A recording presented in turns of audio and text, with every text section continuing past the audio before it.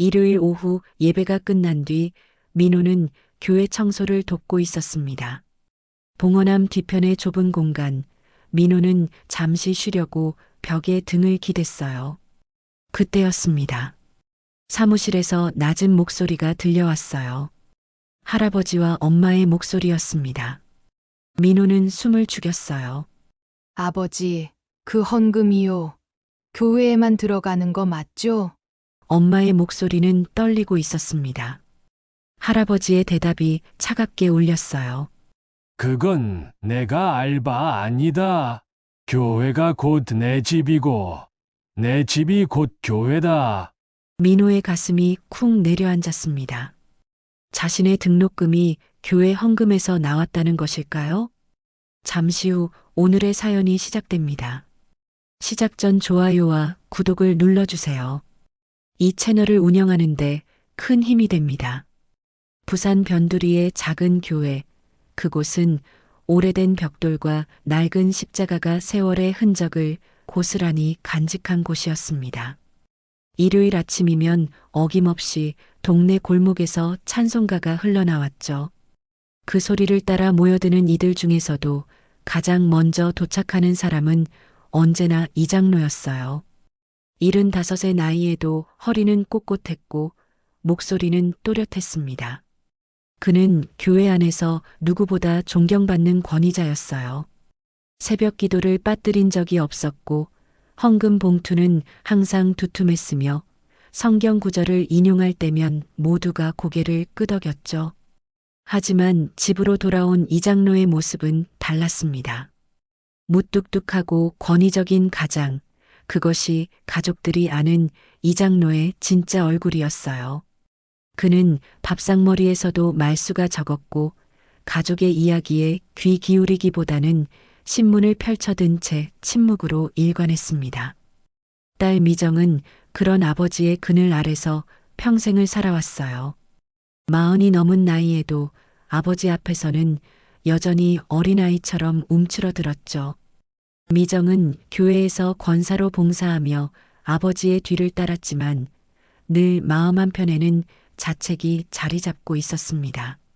나는 하나님보다 아버지 눈치를 먼저 본다. 그 생각이 미정을 밤마다 괴롭혔어요. 미정의 아들 민호는 25살의 대학생이었습니다. 등록금과 생활비는 모두 할아버지의 지원으로 충당되었죠. 민호는 할아버지에게 늘 감사했지만 동시에 부담도 느꼈어요. 할아버지의 기대는 무거웠고 그 기대를 저버리면 안 된다는 압박은 민호를 짓눌렀습니다. 민호는 할아버지를 존경했어요. 교회에서 빛나는 할아버지의 모습, 사람들이 존중하는 그 위엄, 그것이 민호에게는 자랑스러웠습니다. 하지만 집에서의 할아버지는 달랐죠. 차갑고 엄격한 그 모습 앞에서 민호는 말을 아꼈어요. 어느 일요일 오후였습니다. 예배가 끝난 뒤 민호는 교회 청소를 돕기 위해 남았어요. 교인들이 하나둘 돌아가고 예배당은 고요해졌습니다. 민호는 걸레를 들고 예배당 구석구석을 닦았죠. 그러다 봉헌함 뒤편의 좁은 공간에 다다랐어요. 그곳은 평소 잘 보이지 않는 곳이었고 청소할 때도 대충 넘어가는 곳이었습니다. 민호는 몸을 숙여 그 틈에 걸레를 밀어 넣으려다가 잠시 쉬고 싶은 마음에 벽에 등을 기댔어요. 예배당의 고요함 속에서 민호는 눈을 감고 숨을 고르려 했습니다. 그런데 그때였어요. 봉헌함 너머 교회 사무실 쪽에서 낮은 목소리가 들려왔습니다. 처음에는 무심코 지나칠 뻔했지만 그 목소리가 누구의 것인지 알아차린 순간 민호는 몸을 움직일 수 없었어요. 할아버지와 엄마의 목소리였습니다. 두 사람은 교회 사무실 문을 닫지 않은 채 대화를 나누고 있었죠. 민호는 숨을 죽였어요. 엿듣는 것이 옳지 않다는 걸 알았지만 발을 뗄 수가 없었습니다. 엄마의 목소리가 먼저 들렸어요. 아버지, 그 헌금이요. 교회에만 들어가는 거 맞죠? 목소리는 조심스러웠고 떨리고 있었습니다. 민호는 가슴이 쿵 내려앉는 것을 느꼈어요.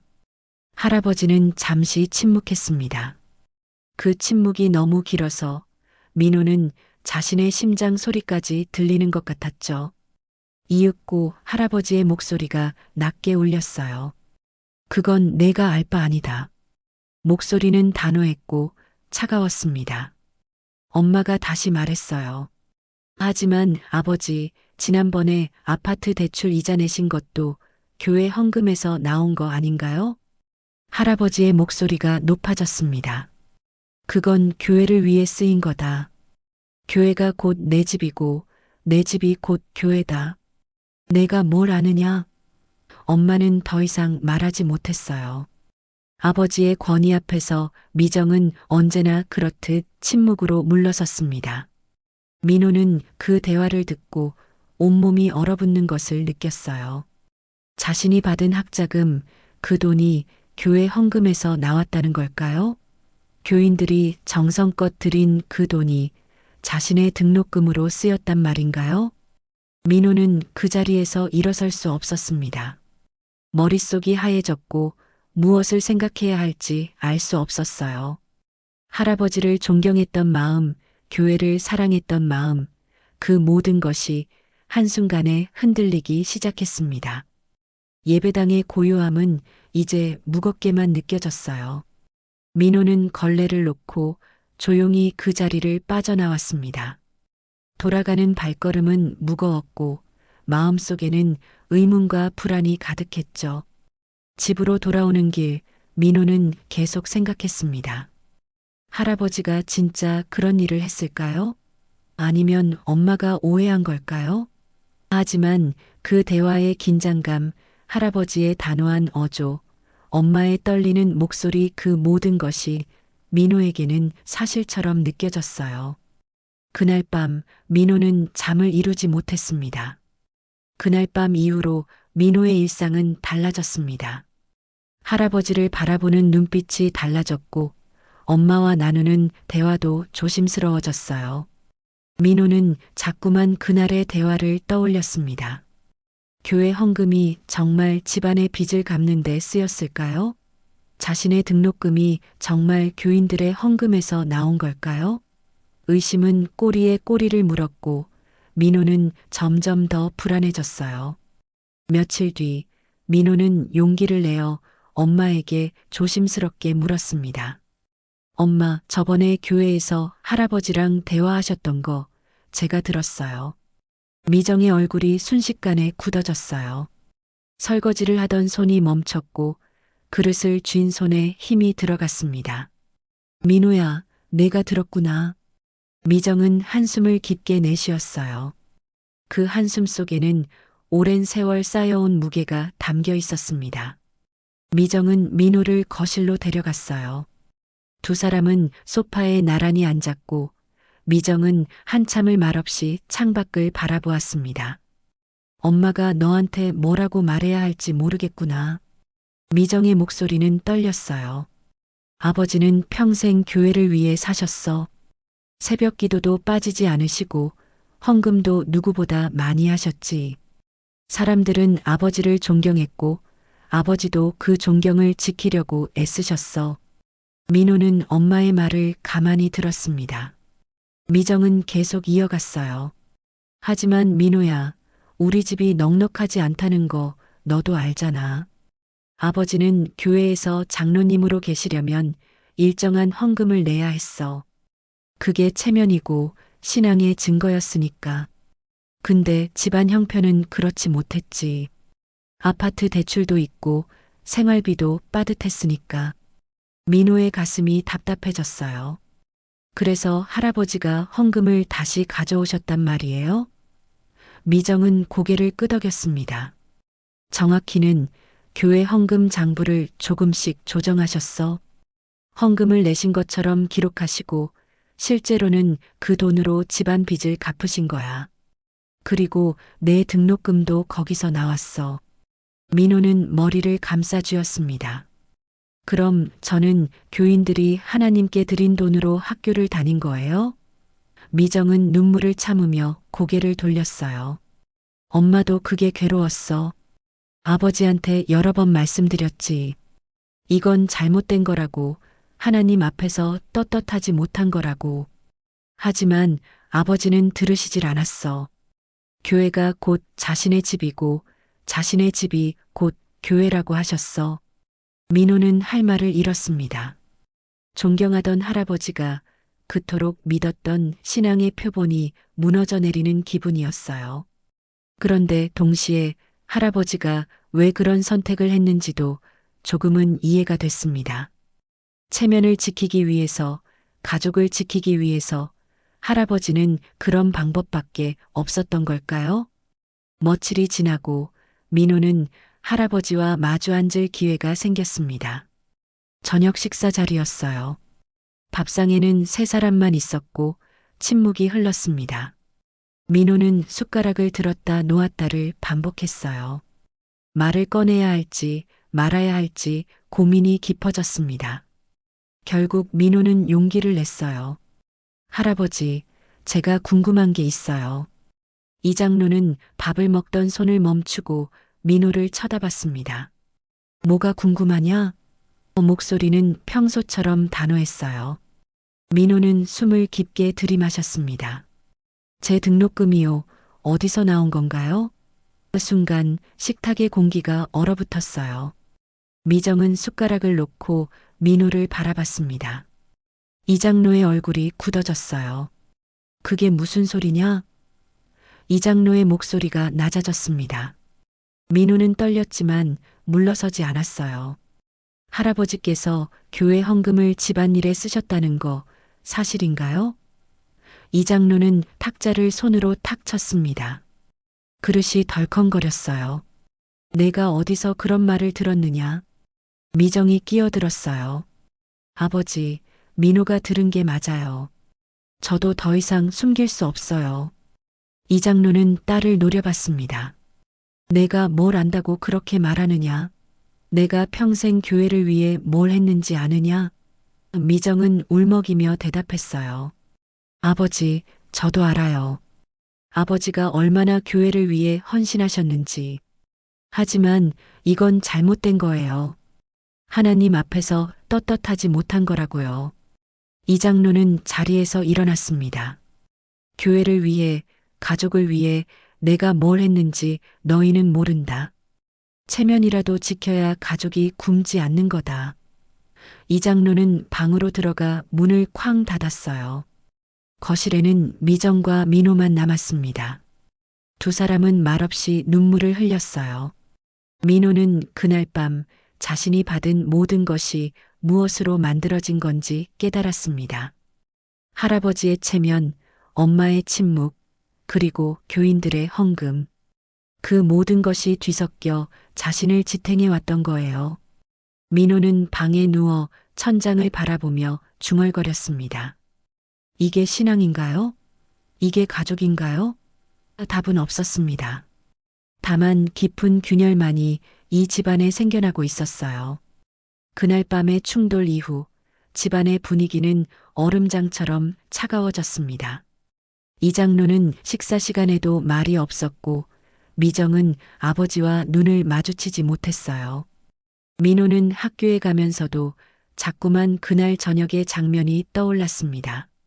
할아버지의 분노에 찬 목소리, 엄마의 떨리는 눈물, 그리고 자신이 던진 질문. 모든 것이 민호를 짓눌렀어요. 민호는 더 이상 참을 수 없었습니다. 진실을 알아야 했어요. 할아버지가 정말로 헌금을 빼돌렸는지 아니면 그저 오해였는지 확실히 알고 싶었습니다.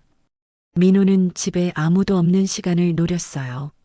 할아버지는 교회에 계셨고 엄마는 장을 보러 나가셨습니다. 민호는 할아버지 방문을 조심스럽게 열었어요. 가슴이 두근거렸고 손에 땀이 났습니다. 방 안은 정돈되어 있었어요. 책상 위에는 성경책과 찬송가가 가지런히 놓여 있었고 벽에는 십자가가 걸려 있었습니다. 민호는 서랍을 열어봤어요. 처음에는 아무것도 특별한 게 없었습니다. 오래된 편지들, 가족 사진, 안경집 평범한 물건들 뿐이었어요. 하지만 서랍 깊숙한 곳에서 민호는 낡은 공책 한 권을 발견했습니다. 공책을 펼치자 빼곡하게 적힌 숫자들이 보였어요. 날짜와 금액, 그리고 간단한 메모들이었습니다. 3월 15일 헌금 50만 원 기록, 실제 30만 원.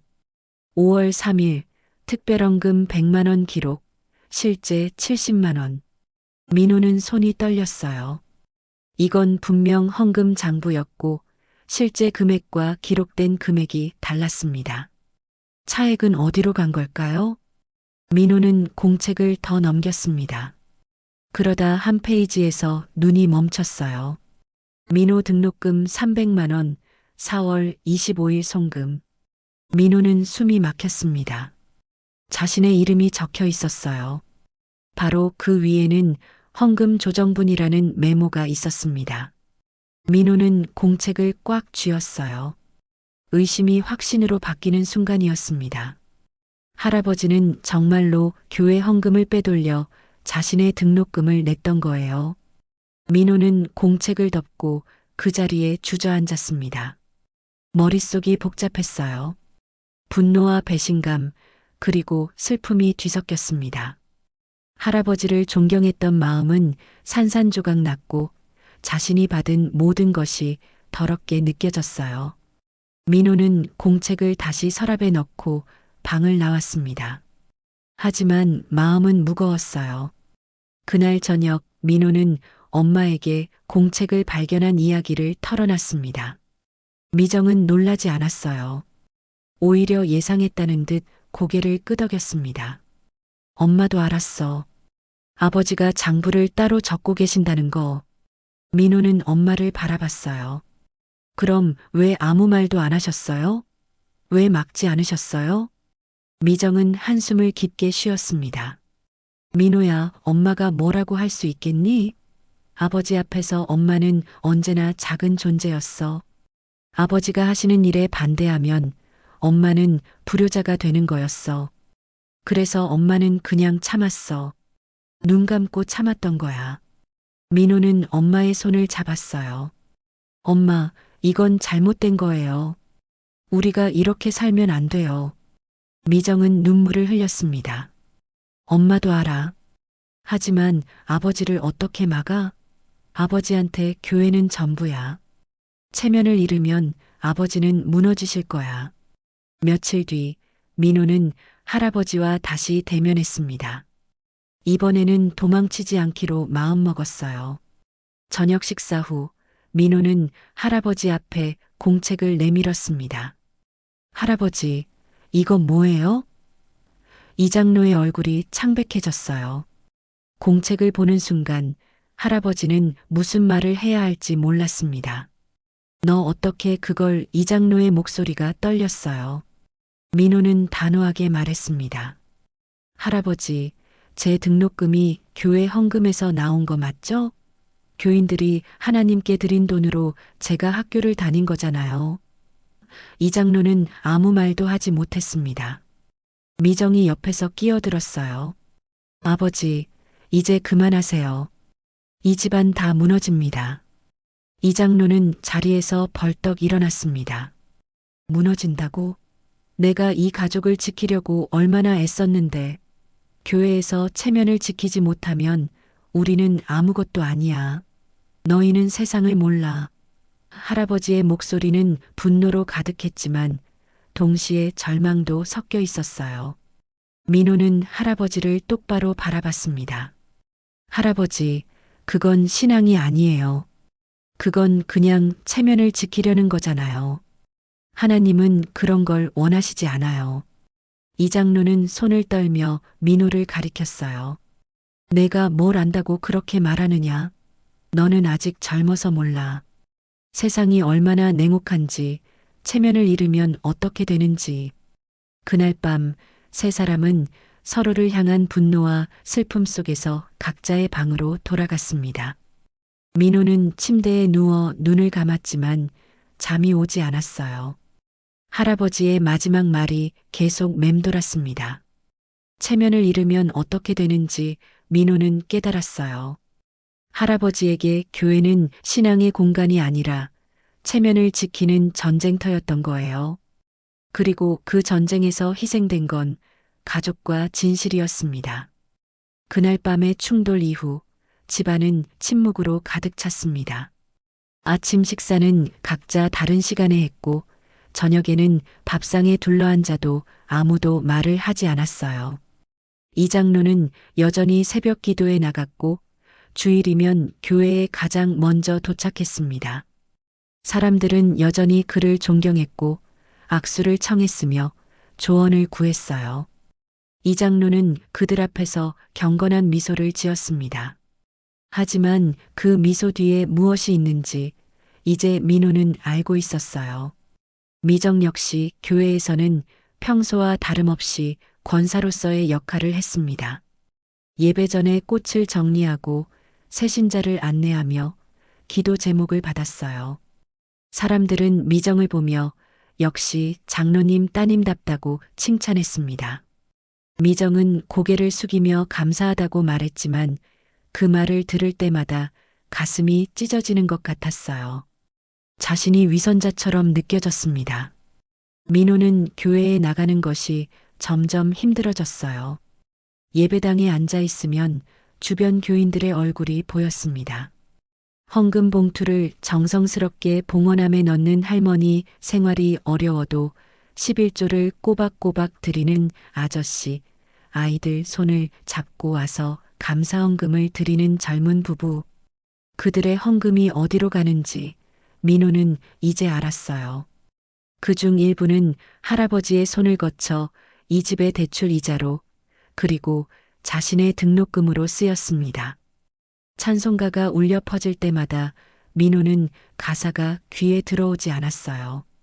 주님의 뜻을 따르리, 정직하게 살리라. 주 앞에 정결한 마음으로 그 모든 가사가 이제는 공허하게만 느껴졌습니다. 민호는 찬송가를 부르는 할아버지를 바라봤어요.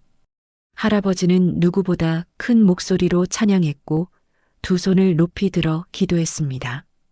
하지만 민호의 눈에는 그 모든 것이 연극처럼 보였어요. 어느 일요일 오후 예배가 끝난 뒤 민호는 교회 마당에 혼자 앉아 있었습니다. 교인들은 하나둘 돌아가고 교회는 고요해졌어요. 민호는 무릎을 끌어안고 중얼거렸습니다. 제 등록금이 교인들의 헌금에서 나온 거라면 저는 도둑이나 다름없는 거잖아요. 그 생각이 민호를 짓눌렀어요. 학교에 가서 수업을 들을 때마다 그 돈이 어디서 나왔는지 떠올랐습니다. 도서관에서 책을 빌릴 때도 친구들과 밥을 먹을 때도 자꾸만 죄책감이 밀려왔어요. 민호는 할아버지에게 다시 말하고 싶었지만 용기가 나지 않았습니다. 할아버지는 여전히 단호했고 자신의 행동이 잘못됐다고 인정하지 않았어요. 오히려 가족을 위한 희생이라고 말했습니다. 교회가 곧 내 집이고 내 집이 곧 교회다. 할아버지의 그 말은 민호에게 계속 울려 퍼졌어요. 집에서 엄마와 마주 앉았을 때 민호는 조용히 물었습니다. 엄마는 어떻게 이렇게 살 수 있어요? 교회에 나가서 웃고 사람들한테 인사하고 아무 일 없는 것처럼요. 미정은 설거지를 하던 손을 멈추고 한숨을 내쉬었어요. 민호야, 엄마도 힘들어. 매일 밤 기도하면서 울어. 하나님께 용서를 구하고 이 상황을 어떻게 해야 할지 물어봐. 하지만 답은 없어. 민호는 엄마의 손을 잡았습니다. 엄마, 우리 이렇게 살면 안 돼요. 할아버지한테 다시 말씀드려야 해요. 미정은 고개를 저었어요. 민호야, 아버지는 들으시질 않아. 아버지에게 교회는 삶의 전부야. 그걸 잃으면 아버지는 무너지실 거야. 민호는 답답했습니다. 그럼 우리는 계속 이렇게 살아야 하나요? 거짓 속에서요? 그날 밤 민호는 방에 누워 천장을 바라봤습니다. 창밖에서는 교회 십자가에 불이 켜져 있었어요. 그 빛이 민호의 방까지 비춰왔습니다. 민호는 중얼거렸어요. 하나님, 저 빛은 진짜예요? 아니면 거짓이에요? 답은 없었습니다. 다만 십자가의 빛은 여전히 밝게 빛나고 있었어요. 며칠 뒤 민호는 학교 도서관에서 우연히 신학책 한 권을 발견했습니다. 책 제목은 정직한 신앙이었어요. 민호는 책을 펼쳐 읽었습니다. 하나님 앞에서 정직하지 못한 신앙은 신앙이 아니다. 체면을 지키기 위한 종교는 우상 숭배와 다름없다. 그 구절을 읽는 순간 민호는 눈물이 났어요. 할아버지가 지키려 했던 건 신앙이 아니라 체면이었습니다. 그리고 그 체면을 위해 가족 모두가 희생되고 있었어요. 민호는 책을 덮고 창밖을 바라봤습니다. 캠퍼스에는 학생들이 웃으며 걸어가고 있었어요. 그들은 자유로워 보였습니다. 하지만 민호는 자유롭지 못했어요. 헌금으로 만들어진 등록금, 거짓으로 쌓아 올린 가족의 체면, 그 모든 것이 민호를 짓눌렀습니다. 저녁에 집으로 돌아온 민호는 할아버지와 마주쳤어요. 할아버지는 여전히 무표정했고 민호를 지나쳐 방으로 들어갔습니다. 민호는 할아버지의 뒷모습을 바라보며 생각했어요. 할아버지는 외로우신 걸까요? 아니면 그냥 고집스러운 걸까요? 민호는 알 수 없었습니다.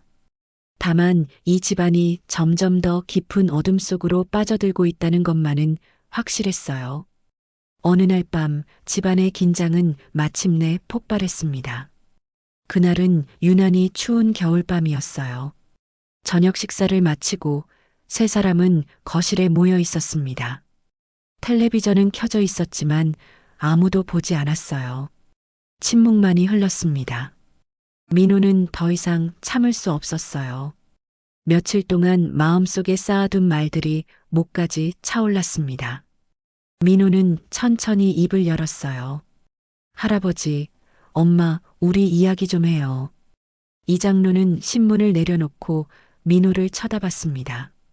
미정은 불안한 표정으로 아들을 바라봤어요. 민호는 숨을 깊게 들이마시고 말을 이었습니다. 저 다 알고 있어요. 제 등록금이 교회 헌금에서 나온 거, 할아버지가 헌금 장부를 조정하신 거 다 알아요. 거실은 순식간에 얼어붙었습니다. 이장로의 얼굴이 굳어졌고 미정은 입을 막았어요. 민호는 계속 말했습니다. 할아버지, 저 처음에는 할아버지를 원망했어요. 어떻게 교인들의 헌금을 그렇게 쓸 수 있냐고요. 근데 요즘 생각해 봤어요. 할아버지도 힘드셨을 거라고요. 이장로는 아무 말도 하지 않았습니다. 다만 주먹을 꽉 쥐고 있었어요. 민호는 떨리는 목소리로 이어갔습니다. 하지만 할아버지, 이건 잘못된 거예요. 교인들은 하나님께 드린다고 헌금을 냈어요.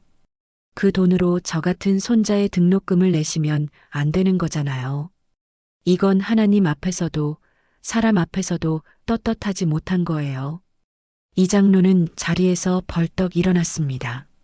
내 놈이 뭘 안다고 그렇게 말하느냐. 목소리가 거실 전체를 울렸어요. 내가 평생 교회를 위해 바친 게 얼마인데, 새벽 기도를 몇십 년을 빠지지 않고 나갔는데, 헌금을 얼마나 많이 냈는데, 그런데 지금 와서 내 놈이 나를 도둑 취급하느냐. 민호는 할아버지의 분노 앞에서 움츠러들었지만 물러서지 않았어요. 할아버지, 저는 할아버지를 도둑이라고 하는 게 아니에요. 다만 이건 잘못된 거라고요. 우리가 이렇게 살면 안 된다고요. 미정이 급히 끼어들었습니다. 아버지, 민호 말이 맞아요. 우리 이제 그만해야 해요. 이 집안 다 무너집니다. 이장로는 딸을 노려봤어요. 내가 뭘 안다고 그렇게 말하느냐? 너는 평생 아버지 덕에 살면서 지금 아버지를 배신하느냐? 미정의 눈에서 눈물이 흘러내렸습니다. 아버지, 저는 배신하는 게 아니에요. 저도 아버지를 사랑해요. 하지만 이건 잘못된 거예요. 하나님 앞에서 정직하지 못한 거라고요. 이장로는 탁자를 손으로 내리쳤습니다. 그릇이 덜컹거렸어요. 정직?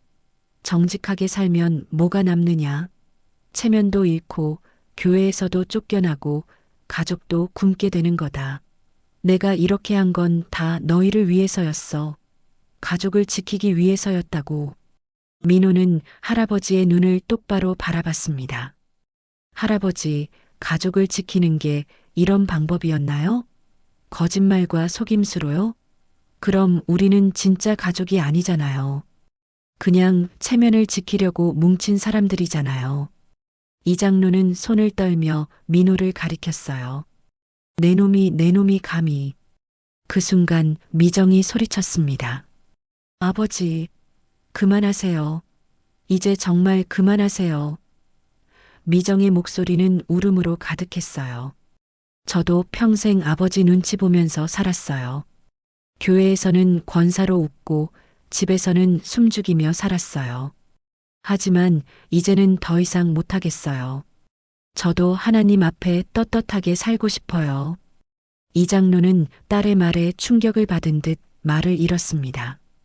그는 비틀거리며 소파에 주저앉았어요. 거실에는 무거운 침묵만이 흘렀습니다. 민호는 할아버지의 모습을 바라봤어요. 처음으로 할아버지가 작아 보였습니다. 권위 있고 당당하던 모습은 온데간데 없고 그저 늙고 지친 노인의 모습만 남아 있었어요. 이 장로는 고개를 떨구고 조용히 말했습니다. 너희는 내가 얼마나 외로웠는지 모른다. 교회에서는 장로로서 모범을 보여야 했고 집에서는 가장으로서 가족을 먹여 살려야 했어. 하지만 우리 집은 가난했어. 돈이 없었어. 그래도 교회에서는 체면을 지켜야 했어. 안 그러면 사람들이 무시했어. 그래서 나는 그렇게 할 수밖에 없었어. 민호는 할아버지의 고백을 듣고 가슴이 아팠습니다. 할아버지도 피해자였던 걸까요? 체면이라는 무거운 짐 아래 짓눌린 또 다른 희생자였던 걸까요? 민호는 천천히 할아버지 곁에 다가갔어요. 할아버지, 저는 할아버지를 미워하지 않아요. 다만 이제는 바꿔야 해요. 우리 모두 진실 속에서 살아야 해요. 이 장로는 손으로 얼굴을 가렸습니다. 그리고 조용히 흐느꼈어요. 75평생 처음으로 이 장로는 가족 앞에서 눈물을 보였습니다. 미정은 아버지 곁에 앉아 그의 손을 잡았어요. 아버지, 괜찮아요. 우리 함께 이겨낼 수 있어요. 세 사람은 그렇게 거실에 앉아 한참 동안 말없이 눈물을 흘렸습니다. 그날 밤 무너진 건 체면이 아니라 거짓이었습니다. 그리고 그 자리에 조금씩 진실이 자리 잡기 시작했어요. 그날 밤의 눈물 이후 집안의 분위기는 조금씩 달라졌습니다. 여전히 무겁고 어색했지만 적어도 서로를 향한 분노는 누그러졌어요. 이 장로는 며칠 동안 방에서 나오지 않았습니다. 식사도 거의 하지 않았고 새벽 기도에도 나가지 않았어요. 미정은 아버지 방문 앞에서 걱정스러운 눈빛으로 서성였고 민호는 학교에 가면서도 자꾸 할아버지 생각이 났습니다. 사흘째 되던 날 민호는 할아버지 방문을 조심스럽게 두드렸어요. 할아버지, 저예요. 들어가도 돼요? 안에서는 대답이 없었습니다. 민호는 문을 살짝 열고 안을 들여다봤어요.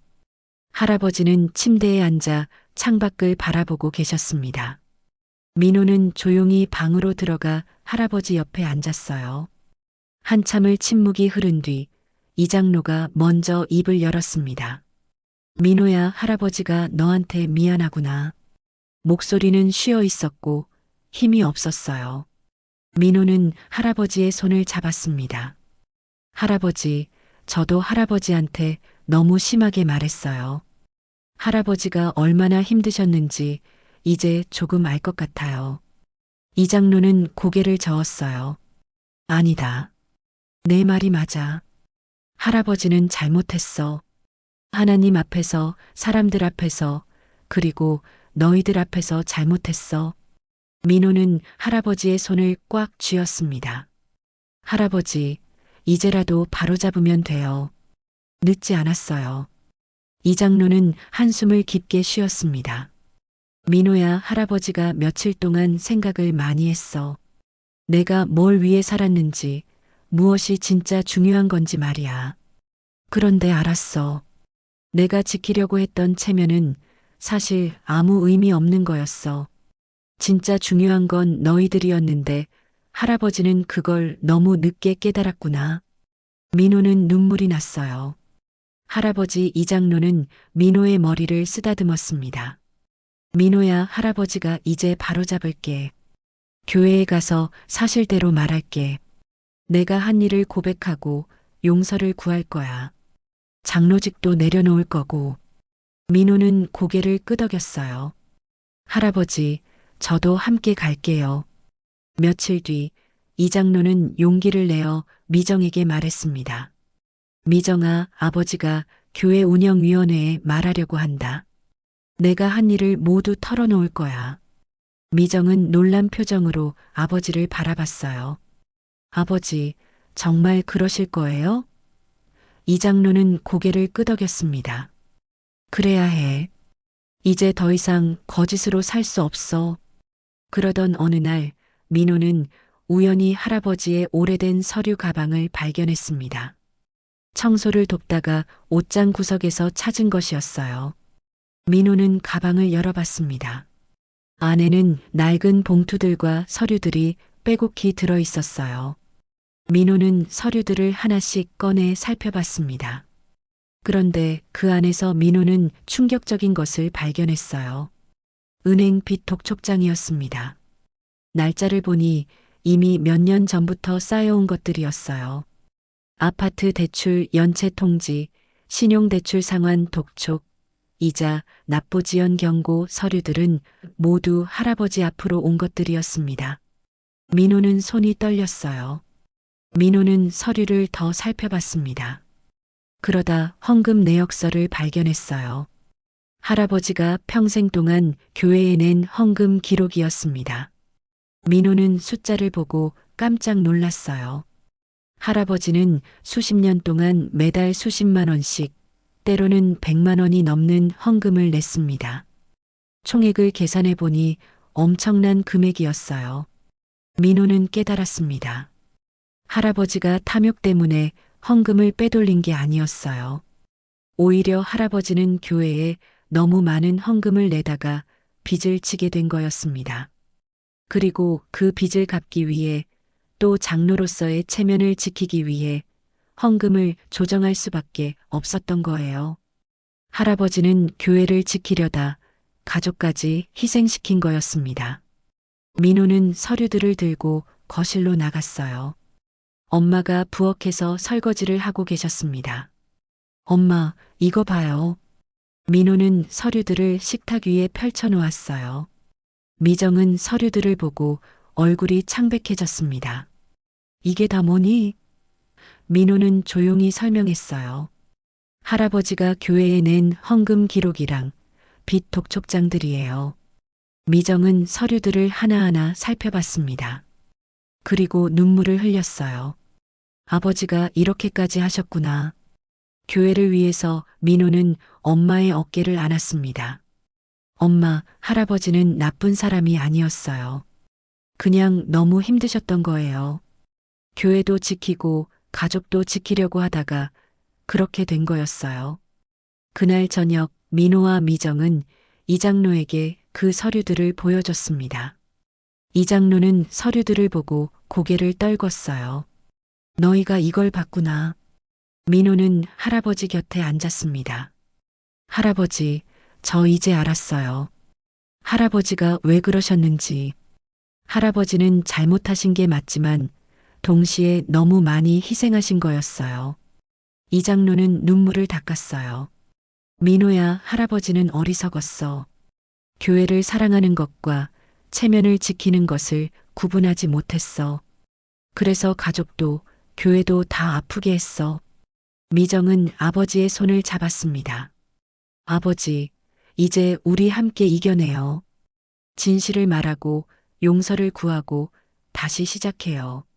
세 사람은 그날 밤 처음으로 마음을 열고 대화를 나눴습니다. 분노 대신 이해가, 원망 대신 용서가 자리 잡기 시작했어요. 드디어 그날이 왔습니다. 교회 운영위원회가 열리는 날이었어요. 이 장로는 아침부터 긴장한 모습이었습니다. 식사도 제대로 하지 못했고 손이 계속 떨렸어요. 미정은 아버지의 옷깃을 정리해드리며 조용히 말했습니다. 아버지, 괜찮으실 거예요. 우리가 함께 있잖아요. 민호도 할아버지 옆에 섰어요. 할아버지, 저도 함께 갈게요. 오후 2시 교회 회의실에는 운영위원들이 모여 있었습니다. 목사님을 비롯해 장로들과 권사들, 그리고 재정 담당 집사들까지 15명 정도가 자리를 채웠어요. 이 장로가 들어서자 사람들은 일어나 인사를 했습니다. 장로님, 어서 오세요. 하지만 이 장로의 얼굴에는 평소와 다른 무게가 있었어요. 회의가 시작되고 몇 가지 안건들이 먼저 논의됐습니다. 교회 수리비, 선교 헌금, 장학금 지원 등이었어요. 이 장로는 평소처럼 의견을 내지 않았습니다. 그저 조용히 앉아 있을 뿐이었어요. 사람들은 이상하다는 눈빛으로 이 장로를 바라봤습니다.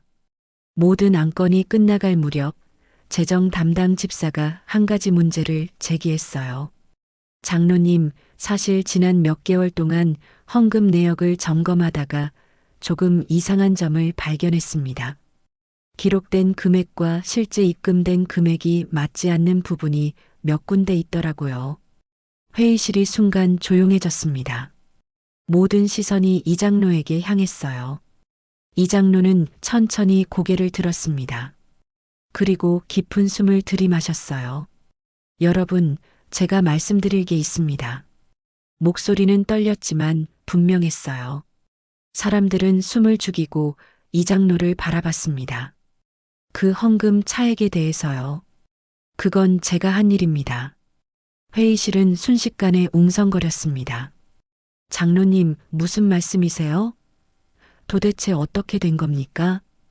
이 장로는 손을 들어 사람들을 진정시켰어요. 제가 처음부터 끝까지 설명드리겠습니다. 부디 끝까지 들어주십시오. 이 장로는 떨리는 목소리로 고백을 시작했습니다. 저는 이 교회에서 장로로 섬긴 지 20년이 넘었습니다. 그동안 교회를 사랑했고 헌금도 빠뜨리지 않았습니다. 하지만 제 집안 형편은 넉넉하지 못했어요. 빚도 있었고 생활도 빠듯했습니다. 그런데도 저는 장로로서 체면을 지켜야 한다고 생각했어요. 사람들은 이 장로의 말을 가만히 들었습니다. 이 장로는 계속 이어갔어요. 그래서 저는 헌금 장부를 조작했습니다. 실제로 낸 금액보다 더 많이 낸 것처럼 기록했어요. 그리고 그 차액을 집안 빚을 갚는데, 그리고 손자 학비에 썼습니다. 저는 하나님 앞에서, 여러분 앞에서 큰 죄를 지었습니다. 회의실은 충격에 빠졌어요. 몇몇은 고개를 저었고 몇몇은 한숨을 쉬었습니다. 한 장로가 분노에 찬 목소리로 말했어요. 장로님, 어떻게 그런 일을 하실 수 있습니까? 교인들의 헌금은 하나님께 드리는 거잖아요. 그걸 사사로이 쓰다니. 이 장로는 고개를 숙였습니다. 맞습니다. 변명의 여지가 없습니다. 저는 잘못했습니다. 또 다른 권사가 물었어요. 그럼 총 얼마나 되는 겁니까? 얼마를 그렇게 쓰신 거예요? 이 장로는 떨리는 손으로 봉투를 꺼냈습니다. 여기 모든 내역을 적어왔습니다. 지난 3년간 총 800만 원 정도입니다. 회의실은 다시 술렁였어요. 목사님이 조용히 손을 들어 사람들을 진정시켰습니다. 장로님, 계속 말씀해 보십시오. 이 장로는 눈물을 참으며 말을 이었어요. 하지만 여러분, 제가 한 가지만 말씀드리고 싶은 게 있습니다. 저는 교회를 사랑했어요. 평생 새벽 기도를 빠뜨리지 않았고 교회 일이라면 밤낮 없이 달려왔습니다. 제 잘못은 잘못이지만 교회를 버린 적은 없습니다. 그때 민호가 일어섰어요. 모든 사람들의 시선이 민호에게 향했습니다. 민호는 떨렸지만 용기를 냈어요. 여러분, 제가 할아버지의 손자 민호입니다. 제가 한 가지 말씀드리고 싶은 게 있어요. 목사님이 고개를 끄덕였습니다. 말해보거라. 민호는 할아버지가 준 서류 봉투를 꺼냈어요. 이건 할아버지가 평생 교회에 낸 헌금 내역입니다. 그리고 이건 할아버지의 빚 독촉장들이에요. 민호는 서류들을 테이블 위에 펼쳐 놓았습니다. 할아버지는 교회에 헌금을 너무 많이 내다가 빚을 지게 되셨어요. 그런데도 장로로서 체면을 지켜야 한다는 압박 때문에 헌금을 계속 내셨습니다. 그러다 더 이상 버틸 수 없게 되자 그런 선택을 하신 거예요. 사람들은 서류들을 살펴봤습니다. 한 장로가 조용히 말했어요. 장로님이 이렇게까지 하셨구나. 민호는 계속 말했습니다. 할아버지가 하신 일은 분명 잘못이에요. 하지만 할아버지가 짊어지신 짐도 봐주셨으면 좋겠어요. 할아버지는 교회를 사랑했어요. 다만 그 사랑을 잘못된 방식으로 표현하신 거예요. 미정도 일어나 말했습니다. 여러분, 저도 아버지의 딸로서 사과드립니다. 제가 아버지를 말렸어야 했는데 그러지 못했어요. 저도 책임이 있습니다. 하지만 부디 아버지를 정죄하기 전에 아버지가 짊어진 고통도 함께 봐주십시오. 회의실은 한동안 침묵에 빠졌습니다. 이 장로는 자리에서 일어나 깊이 고개를 숙였어요. 저는 오늘부로 장로직을 사임하겠습니다. 그리고 제가 쓴 돈은 반드시 갚겠습니다. 시간이 걸리더라도 끝까지 책임지겠습니다. 회의실의 침묵은 길게 이어졌습니다. 이 장로는 여전히 고개를 숙인 채 서 있었고 사람들은 각자 복잡한 표정으로 생각에 잠겨 있었어요. 목사님이 먼저 입을 열었습니다. 장로님, 자리에 앉으십시오. 우리가 함께 이야기를 나눠봅시다. 이 장로는 천천히 자리에 앉았어요. 목사님은 한숨을 쉬며 말했습니다. 장로님, 장로님께서 하신 일은 분명 잘못입니다. 하나님의 것을 사사로이 쓴 것은 용납될 수 없는 일이죠. 하지만 동시에 저는 장로님이 평생 이 교회를 위해 헌신하신 것도 압니다.